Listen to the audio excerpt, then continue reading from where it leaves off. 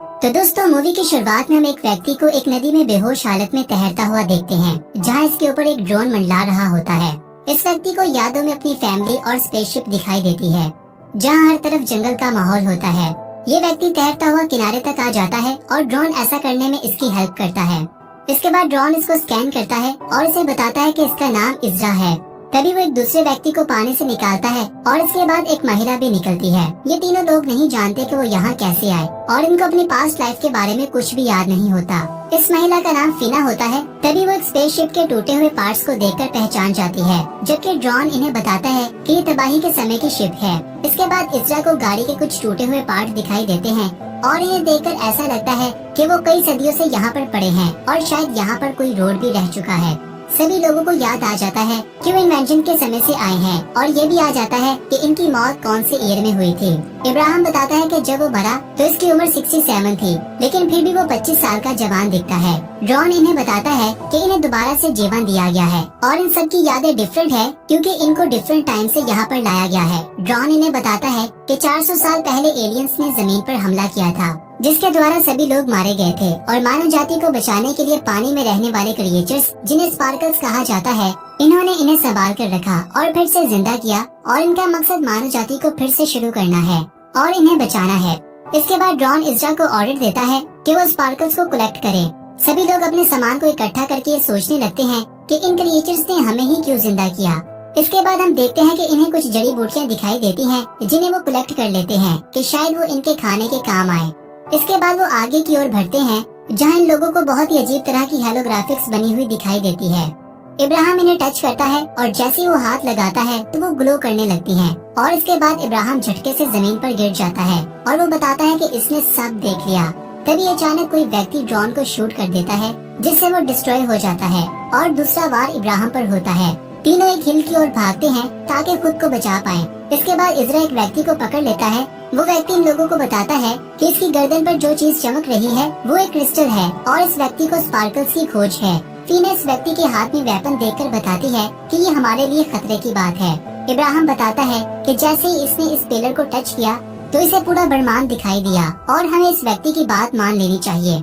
इन बातों के होते हुए जैक्स को खुद को आजाद करने का मौका मिल जाता है और फ्री होते ही वो इज़रा की ओर बढ़ता है, लेकिन फीना बड़ी चालाकी से इसी के वेपन से इस पर दाग देती है और इस बार तीनों इसे अच्छी तरह से बांध देते हैं और यहाँ से जाने लगते हैं। तभी ये व्यक्ति इज़रा को बताता है कि वो इसके भाई को जानता है, लेकिन वो इसकी परवाह किए बगैर वहाँ से चला जाता है। इसके बाद तीनों एक केव में पनाह लेते हैं और तभी हमें इज़रा का भाई साइलस दिखाया जाता है, जिसकी गर्दन ग्लो कर रही होती है और इसे एक पैरासाइट होता है, यानी साइलस एक पैरासाइट के कंट्रोल में होता है।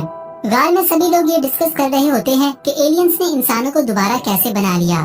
तभी इन लोगों को पता चलता है कि इब्राहिम जख्मी है और इसकी हालत खराब हो रही है। वो एक छोटे से तालाब में इब्राहिम को लिटा देते हैं और इस पानी में स्पार्कलर्स फेंक देते हैं। अगली सुबह हम देखते हैं कि इब्राहिम बिल्कुल पहले जैसा हो गया है और इसके बाद फीना इज़रा से ये बात डिस्कस करती है कि लाखों लोगों में से सिर्फ हमें ही क्यों चुना गया। कुछ समय के बाद तीनों को बहुत दूर से एक बहुत बड़ी वाल दिखाई देती है।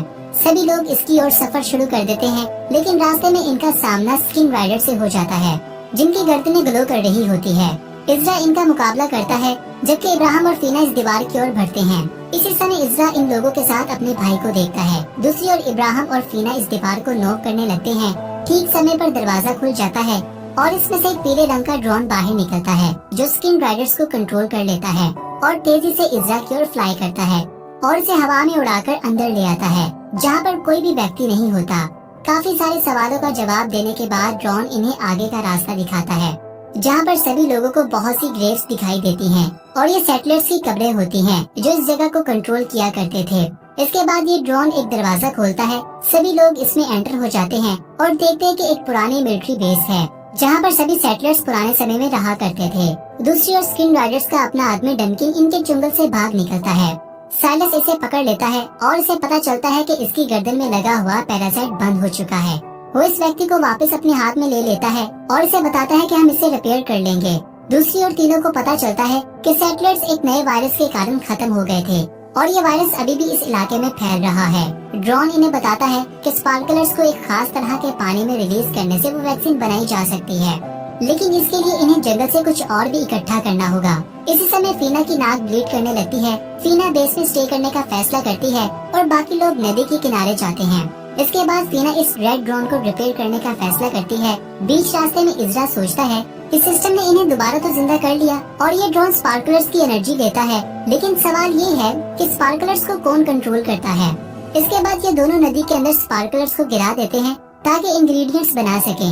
दूसरी ओर फीना को इज़रा की पत्नी लिन दिखाई देती है, जो बताती है कि वो यहाँ नर्स की जॉब किया करती थी और वो इसकी मदद कर सकती है, और वो ये कहकर वहाँ से गायब हो जाती है।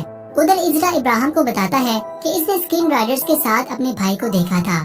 इसका मतलब साफ है कि स्किन राइडर पहले हमारी टीम का हिस्सा थे।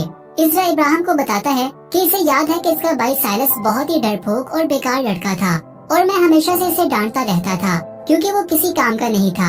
ये ठीक इस समय की बात है जब शिप्स ने पहली बार हमला किया था। इज़रा बताता है कि वो अपने भाई से अपने बर्ताव की माफी मांगेगा और साइलस को पहले जैसा करने की कोशिश करेगा।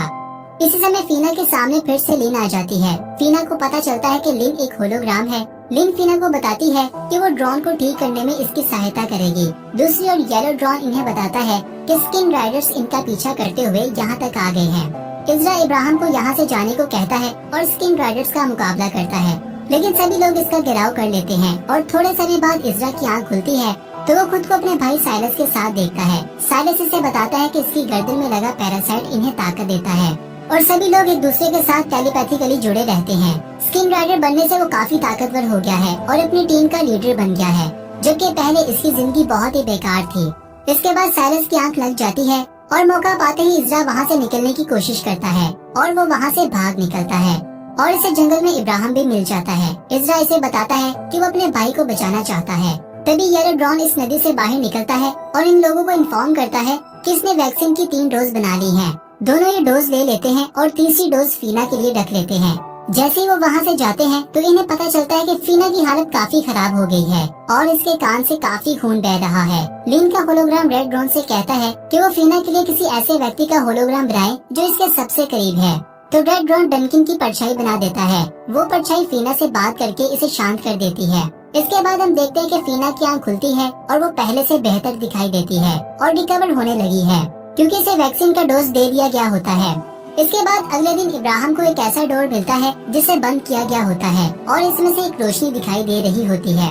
इब्राहिम को इस डोर में से एक पिलर दिखाई देता है जो ग्लो कर रहा होता है। इसी समय साइलस डनकिन को बताता है कि इसे स्किन राइडर्स की तरह एक दूसरे के साथ जुड़े रहना होगा, नहीं तो इसके साथ बहुत बुरा होगा। दूसरी ओर बेस में इब्राहिम हायरोग्लिफ्स को रीड करने लगता है, जिस पर हायरोग्लिफ्स इन्हें हथियार लाने को कहता है, जिसके बदले में वो और भी लोगों को जिंदा करेगा। इज़रा इस वेपन को लेने के लिए जंगल में चला जाता है ताकि इस हथियार के बदले बाकी लोगों को भी जिंदा किया जा सके। साइलस डनकिन को जंगल में ले आता है जहां जैक्स के साथ इसका मुकाबला करवाया जाता है, लेकिन हैरानगी की बात ये होती है कि डनकिन जैक्स को हरा देता है। साइलस बताता है कि इसकी थ्योरी सही साबित हो गई है क्योंकि इसे लगता है कि इंसान स्किन राइडर से ज्यादा तेज है, जिसका मतलब ये होता है कि चाहे जो कुछ भी हो जाए लड़ाई में हमेशा इंसान ही जीतेंगे। साइलस खुद को इंसानों से ज्यादा ताकतवर बनाने के लिए एक प्लान बनाता है जिसमें वो एक नई सर्जरी करेगा, लेकिन इसके लिए इसे एक ड्रोन और एक टेस्ट सब्जेक्ट की जरूरत पड़ेगी, जिसके बाद वो इंसानों से ज्यादा पावरफुल बन जाएगा। इसी समय येलो ड्रोन इज़रा को इस जगह पर ले आता है जहाँ पर वो वेपन दफन होता है। इज़रा वेपन को निकालने लगता है, लेकिन स्किन राइडर्स को इसके बारे में पता चल जाता है। दूसरी ओर इब्राहिम को इस पिलर पर बने निशानों को रीड करना आ जाता है, लेकिन वो किस बात की तरफ इशारा कर रहे हैं ये समझना थोड़ा मुश्किल होता है क्योंकि इनके लिए ये बहुत ही पुरानी लैंग्वेज होती है। दूसरी ओर जंगल में जैसे ही इज़रा को वो वेपन मिलता है तभी स्किन राइडर्स वहाँ पर आ जाते हैं और इससे वेपन को छीन लेते हैं, लेकिन हैरानगी की बात ये होती है कि वो वेपन एक्टिवेट हो जाता है और स्किन राइडर्स की जान ले लेता है। मौका पाते ही इज़रा इस वेपन को वहाँ से लेकर भाग निकलता है और दूसरी ओर फीना रेड ड्रोन से कहती है कि वो डनकिन को फिर से पहले जैसा बना दे, यानी वो अपने बॉयफ्रेंड को वापस पाना चाहती है। फिर हम देखते हैं कि इज़रा इस वेपन को बेस तक ले आता है, लेकिन सभी लोग वेपन देने से पहले ये जानना चाहते हैं कि इन ड्रोन्स को आखिर कौन ऑपरेट कर रहा है, क्योंकि इन्हें लगता है कि इन्हें वेपन दे देने से बहुत सी मासूम जानें जा सकती हैं। ड्रोन इज़रा से वादा करता है कि इसकी सारी फैमिली को दोबारा से जिंदा कर देगा, लेकिन इसके लिए शर्त ये है कि इन लोगों को हर बात मानना पड़ेगी। इज़रा के पास इसके अलावा कोई और चॉइस नहीं होती, इसलिए वो इसका ऑर्डर मान लेता है। इसके बाद रात के समय हम देखते हैं कि फीना इस ऑब्लिस्क के सामने बैठी होती है। इज़रा फीना से बात करता है और वो दोनों ही अपने खोए हुए परिवार को वापस पाने की इच्छा रखते हैं। और वो ये बात भी नोटिस करते हैं कि वेपन भी एक्टिवेट हो चुका है और ग्लो भी करने लगा है। कुछ समय के बाद इस पिलर पर फिर से नई इंस्ट्रक्शन सामने आने लगती हैं, जिसे पढ़कर इब्राहिम बताता है कि इन नदी के पास जाकर दोबारा जिंदा किए गए नए लोगों को कलेक्ट करना है। लेकिन बदकिस्मती से स्किन राइडर्स भी इन्हें देख लेते हैं और नदी की ओर जाते हुए इनका पीछा करते हैं। दूसरी ओर येलो ड्रोन इनको बताता है कि इंसान की गर्दन पर बना हुआ वो स्ट्रक्चर क्रिस्टलाइन से बना है, जो कि इनके ब्रेन को कंट्रोल करता है, और जो वेपन वो जंगल से ढूंढ कर लाए हैं वो इन पैरासाइट्स को नष्ट कर देता है। जब स्किन राइडर मरता है तो इसकी मेमोरी को क्रिस्टल में सेव कर लिया जाता है, ताकि इसके आने वाले लोगों के लिए इसे सेफ रखा जा सके। दूसरी ओर फीना जैसे ही नदी के पार जाती है तो उसे लिन की बॉडी पानी पर तैरती हुई दिखाई देती है। फीना लिन को पानी से निकालती है और इसी समय जैक्स वहां आ जाता है। रेड ड्रोन जैक्स को बेहोश कर देता है। दोनों महिला भागने लगती हैं और तभी इनका सामना डंकिन से हो जाता है, जो अपनी ही गर्लफ्रेंड फीना को पहचानने से इनकार कर देता है और इस ड्रोन को भी खराब कर देता है। ये देखकर फीना काफी हैरान हो जाती है। दोनों वहाँ से भाग निकलती हैं और बीच रास्ते में लिन का पाँव जख्मी हो जाता है, जिसके बाद वो फीना को आगे जाने को कहती है और खुद यहीं पर रुक जाती है। लेकिन बदकिस्मती से स्किन राइडर्स लिन को पकड़ लेते हैं और इसे जैक्स के पास ले आते हैं। जैक्स लिन को स्पार्कलर्स की ताकत दिखाने के लिए नदी में स्पार्कलर्स गिराकर इसके जख्मी पाँव को ठीक कर देता है, और इसी समय इज़रा को एक जोरदार पत्थर लगता है, जिससे वो जमीन पर गिर जाता है। तभी एक नन्ही बच्ची लिन को वहाँ से भगा कर ले जाती है और इसे खाना और पहनने के लिए शूज देती है, और ये बच्ची बोल नहीं पाती। इसके बाद अगले सीन में हम देखते हैं कि फीना बेस वापस लौट आती है और इज़रा को इसकी पत्नी के बारे में बताती है। इज़रा अपनी पत्नी को वापस लाना चाहता है, लेकिन ड्रोन बताता है कि जब स्किन राइडर एक दफा किसी को पकड़ ले तो वो हमेशा के लिए स्किन राइडर बन जाते हैं और इनका वापस आना मुश्किल है। ड्रोन बेस के आसपास शील्ड बना देता है, जिसमें से कोई भी पार नहीं जा सकता। जैक्स को नन्ही लड़की का घर मिल जाता है, लेकिन वहाँ पर कोई भी नहीं होता, क्योंकि वो पहले ही लिन को वापस ले जा चुकी होती है और वो दोनों जंगल में छुपे होते हैं। उधर बेस में इज़रा ड्रोन के द्वारा लगाए गए इस शील्ड को तोड़ने की कोशिश करता है, ताकि बाहर जाकर लिन को बचा सके। पर फीना बताती है कि इसने डंकिन को देखा था, जो कि इसे जरा भी नहीं पहचान रहा था, तो शायद लिन भी बिल्कुल वैसे ही हो जाएगी। दूसरी ओर जैक्स को लिन और वो बच्ची मिल जाती है। जैक्स इस बच्ची की जान लेने वाला होता है, लेकिन लिन इसे ऐसा करने से रोकती है। दूसरी ओर साइलस स्किन राइडर्स की गर्दन से इस क्रिस्टल को निकाल देता है, जो खराब हो चुका था, और इसे इन सिस्टर्स के हवाले करने को कहता है, और इसके बाद लिन को इसके पास लाने को कहता है। दूसरी ओर बेस में इब्राहिम इस पिलर से कम्युनिकेट करता है, जिससे इसे पता चलता है कि वो भी इस बेस में रह चुका है, क्योंकि इब्राहिम को अपनी ही लिखी हुई डायरी मिल जाती है और इसका पुराना सामान भी। इसके बाद ड्रोन भी इस बात को कंफर्म कर देता है कि वो सभी लोग पहले इस बेस का हिस्सा थे। फिर ड्रोन इन्हें ग्रेवयार्ड तक ले जाता है। इब्राहिम को इज़रा की ग्रेव दिखाई जाती है और इसके बाद येलो ड्रोन इब्राहिम को इसकी अपनी कब्र तक ले आता है। ड्रोन इब्राहिम को बताता है कि वो भी इन टीम मेंबर्स का हिस्सा था और इसे अपनी नई जिंदगी पर फख्र होना चाहिए और इस मिशन पर ध्यान देना चाहिए। इब्राहिम को इसकी पास्ट लाइफ का होलोग्राम दिखाया जाता है, जो बहुत ही बहादुर और इंटेलिजेंट होता है, और यहीं पर इस सीजन का पहला पार्ट अपने अंत को पहुंचता है। आशा करते हैं कि आपको इस मूवी की एक्सप्लेनेशन काफी पसंद आई होगी। अगर आपको पसंद आई है तो इस वीडियो को लाजमी लाइक कीजिएगा। अगर आप मजीद इस तरह की वीडियोस देखना चाहते हैं तो हमें कमेंट बॉक्स में लाजमी बताइएगा। तो मिलते हैं आपसे फिर से एक और नई मूवी के साथ। तब तक के लिए बाय बाय।